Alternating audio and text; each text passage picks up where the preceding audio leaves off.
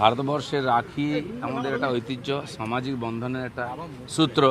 আর পশ্চিমবাংলায় সেই রাখিকে ভাই বোন থেকে বার করে নিয়েছে রবি ঠাকুর বন্দে মাতরম গান লিখে সামাজিক উৎসব করে বঙ্গভঙ্গ রদ করেছিলেন।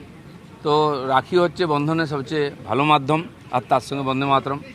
যাদবপুরে যে বিচ্ছিন্নতাবাদী মানসিকতা নিয়ে কিছু লোক কাজ করছে, বিচ্ছিন্নতা ছড়াচ্ছে, সেখানে আমার মনে হয় এই জন্য রাষ্ট্রবাদের বিশেষ প্রয়োজন আছে।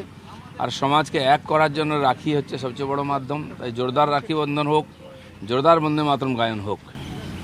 আজকে গতকাল রাতেই পড়েছে একটা পোস্টার যাদবপুরের ভেতরে, সেখানে প্রধানমন্ত্রীর ছবি। প্রধানমন্ত্রী প্রশ্ন করছেন মুখ্যমন্ত্রীকে যাদবপুরে কি হচ্ছে, আর মুখ্যমন্ত্রী উত্তর দিচ্ছেন যাদবপুরে বন্দে মাতরম গাইছে।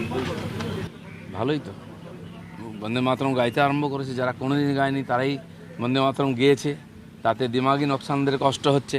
এটাই তো পরিবর্তন আমরা চাই। পশ্চিমবঙ্গ হচ্ছে রাষ্ট্রবাদের উত্থান, জাতীয়তাবাদের উত্থান এখান থেকে হয়েছে। ভারতবর্ষকে আমরা শিখিয়েছি, জাতীয়তা আন্দোলনে নেতৃত্ব দিয়েছি।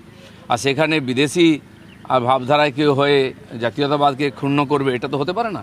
সেজন্য যাদবপুর আর পশ্চিমবঙ্গ আবার ভারতকে নেতৃত্ব দেবে রাষ্ট্রবাদের মাধ্যমে।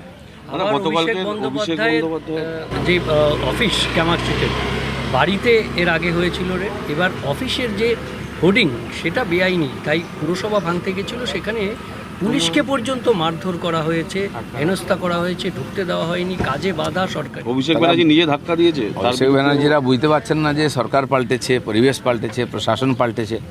এখানে কোনো একটা পরিবারবাদ বা কারো মনমর্জি চলবে না। আইন সবার জন্য সমান, আর পুলিশ সেটাই করে দেখাচ্ছে।